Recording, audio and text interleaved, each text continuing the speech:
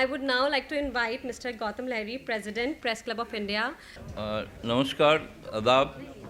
आप सबको बहुत बहुत बधाई और ख़ास तौर पे मिलाद टाइम्स जिसका 9 साल आज कंप्लीट हुआ है। हमारा एस्ट्रोनॉमी में 9 का बहुत महत्व है। 9 ग्रहों तभी से सोलर सिस्टम चलते हैं।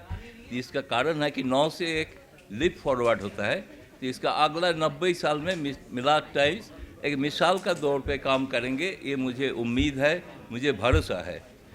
आप सबको सबसे पहले मुझे जो लगा कि थोड़ा प्रेस क्लब ऑफ इंडिया के बारे में थोड़ा सा जानकारी में कुछ कमियां है बाहर में, क्योंकि नाम क्लब हमारा पूर्वजों ने दिया था, लेकिन हमने इसके इंस्टीट्यूशन का दौर पे खड़ा किया है। वो रजिस्टर्ड नाम है क्लब, इसीलिए हम यहाँ पे आप मान सकते हैं कि आप एक भमीनी इंडिया यहाँ पे दिखाई देता है, एक गुलदस्ता है सारे समाज का, सारे बिरादरी का, सारे धर्म का, सारे स्टेट का जितना रिप्रेजेंटेटिव यहाँ पे है। दुनिया का सबसे बड़ा मीडिया का प्रतिष्ठान है।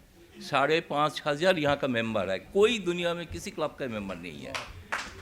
और ये क्लब को 58 से आपका सहायता से ही एक क्लब बचा है। सबसे पहले ज़रूरत है मीडिया और लोकतंत्र के बारे में बात करना है। सबसे पहले प्रेस क्लब इंडिया का रोल क्या रहा है इसके बारे में जानकारी होना चाहिए, और प्रेस क्लब इंडिया को और मजबूत कैसे किया जाए। एकमात्र प्रतिष्ठान है जो बचा हुआ है, एकमात्र प्रतिष्ठान, ये आपका सहायता से बचा। यहाँ का प्रोग्रेसिव लिबरल फोर्सेस सब मिलके इसको बचा के रखा है। प्रोग्रेसिव और लिबरल फोर्सेस का एक दायित्व भी बनता है, खासतौर पे राजनीतिक नेताओं को, ताकि किसी ने इसको कमज़ोर ना कर पाए। ऐसे नहीं है कि कोई हमारा पुराना दोस्त है, दोस्ती निभाने के लिए मदद कर रहा है, लेकिन आपका आइडियोलॉजी प्रायोरिटी है कि नहीं, ना कि दोस्ती प्रायोरिटी है। यह हमने पिछले चुनाव में देखा है। तो इसलिए हम कहते हैं कि जो 14 के पहले जो आपके साथ थे, 14 के बाद बहुत लोग आपके साथ नहीं है। आपको वहाँ पे आइडियोलॉजिकल डिस्टिंक्शन लाइन ड्रॉ करना पड़ेगा। इसी से आप परिचय होगा कि आपका दोस्त है, मीडिया का दोस्त है कि मीडिया का खिलाफ है। वो चेहरा दिखाते हैं, बोलते हैं कि मीडिया के पक्ष में है, किंतु एक्चुअली वो है ही नहीं। क्योंकि प्रेस क्लब ऑफ इंडिया को जो कमज़ोर करेंगे वो भारत का लोकतंत्र को कमज़ोर करेंगे। यहाँ से इतना बड़ा बड़ा जो नारा उठा, काम हुआ, से आपातकाल के समय हो, 14 के बाद जितना हो, जितना पत्रकार को हमला हुआ है, प्रेस क्लब एकमात्र जगह है जहाँ से आवाज़ उठाया है। सारे जगह जगह जिले जिले का पत्रकार, आज हम लोग डेली कम से कम 5 से 50 तक मेल मिलते हैं कि हमें मदद कीजिए। हमने यहाँ पे इसलिए सबसे पहले बता दूँ, जैसे बकर साहब का याद आया, इसके लिए हमने हमारा जो फर्स्ट टर्म था, फॉर्चुनेटली मेरा ये चौथा टर्म है, तो पहला टर्म में ही हमने ये किया था। हमारा मैनेजिंग कमेटी का जो मेंबर रहे हैं उन्होंने हमको ये सुझाव दिया था। हमने सब मैनेजिंग कमेटी का सभी सदस्यों ने इसको माना कि देश का पहले पत्रकार शहीद, उसका जगह यादगार तो प्रेस क्लब ऑफ इंडिया होना चाहिए। और इस जगह का आप भारत में बाकी, मैं सॉरी टू से, ना तो उर्दू एकेडमी ना कहीं ये फ़ोटो आप दिखाई नहीं देगा, सिर्फ प्रेस क्लब ऑफ इंडिया में दिखाई देगा। हर साल इसकी याद में हम प्रोग्राम करते हैं। इसके नाम पे हमने अवार्ड भी अनाउंस किया है। एक बार अवार्ड दे चुके हैं, हम अगला साल अवार्ड देने जा रहे हैं। इसका भी है। हमारा कमेटी में हमने जब आया पहली बार अध्यक्ष होकर, हमने देखा हमारे बहुत सारे उर्दू मीडिया है प्रेस क्लब से जुड़ा है, लेकिन प्रेस क्लब उनका घर नहीं लगता था। हम इनको जोड़ने का कोशिश किया। आज press club of India committee में 1 या 2 कम से कम उर्दू मीडिया का प्रतिनिधि रहेंगे, ये कंपलसरी है। दूसरी बात है कि पहली बार हम और गर्व से कहते हैं, शाम्स के साथ हम काम किया है। मेरा दूसरा टर्म में शाम्स हमारा मैनेजिंग कमेटी मेंबर रहा है। इसके बाद हमने एक उर्दू सब कमेटी बनाया है, जिसके लिए भी शाम्स काम करते हैं। हमारा एक मैगज़ीन है, जिस मैगज़ीन में पहले 2 पन्ना, अभी 4 पन्ना उर्दू के लिए डेडिकेटेड है, वो रेगुलर निकल रहा है। इसके लिए मैं बोलता हूँ कि सिर्फ उर्दू मैं मानता हूँ कि जो हिंदुस्तानी लैंग्वेज, जैसे हिंदुस्तानी लैंग्वेज की अगर कदर नहीं करेंगे तो किसको कदर करेंगे। तो इसलिए हम इसको माना है, ये पत्रकारिता का यहाँ पर शामिल करना। साथ साथ जो मिलाद टाइम्स जो कर रहा है, बाकी जिन्होंने कहा बहुत वक्ता ने, जो बाकी समाज का बाकी लोगों के साथ जोड़ने का काम वो जो करना शुरू किया है, वो जो कर रहा है, उसे कामयाब हो, ये हमारा उम्मीद है। ज़रूर मानते हैं कि करेंगे। मैं तो ये बोलना चाहता हूँ कि आप लोग और एक प्रेस क्लब के साथ जुड़िए, प्रेस क्लब को मदद कीजिए। सिर्फ आपका प्रेजेंस ही हमारे लिए काफ़ी एनर्जी देंगे। आप यहाँ आने के बाद आपको लगेगा, हम मानते हैं कि दूसरा घर है, पत्रकार का दूसरा घर, इसका घर के रूप में हम मानते हैं।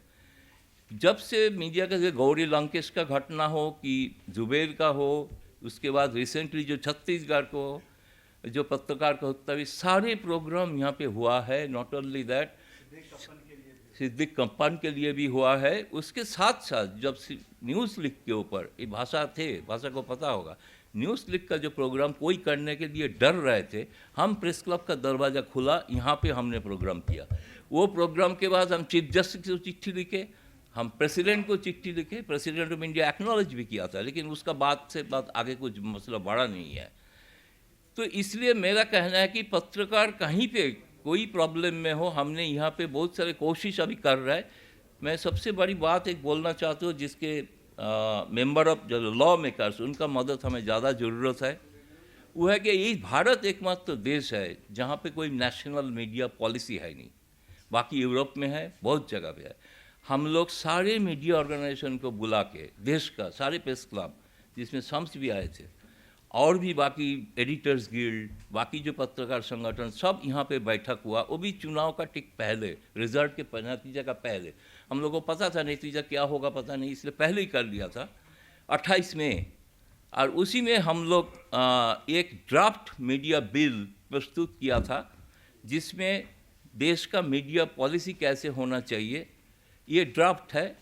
तो कुछ मेंबर ऑफ पार्लियामेंट इंटरेस्ट दिखा है, उन्हें लेके गया है, पढ़ रहा है। हम चाहेंगे सारे मेंबर ऑफ पार्लियामेंट को हम लोग पहुंचाएंगे, सारे पॉलिटिकल पार्टीज को पहुंचाएंगे, सरकार के पास भी पहुंचाएंगे।